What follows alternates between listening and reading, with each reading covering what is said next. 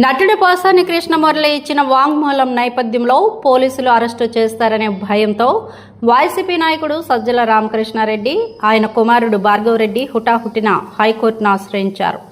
తమకు ముందస్తు బెయిల్ ఇవ్వాలని కోరుతూ పిటిషన్ దాఖలు చేశారు. సజ్జల ఇచ్చిన స్క్రిప్ట్ ప్రోత్సాహంతోనే సీఎం చంద్రబాబు, ఉప ముఖ్యమంత్రి పవన్ కళ్యాణ్ సహా వారి కుటుంబ సభ్యులు కమ్మ సామాజిక వర్గంపై అసభ్య పదజాలంతో దూషించానని సినీ నటుడు పోసాని ఇచ్చిన నేర అంగీకార స్టేట్మెంట్ సంచలనం సృష్టించిన విషయం తెలిసిందే.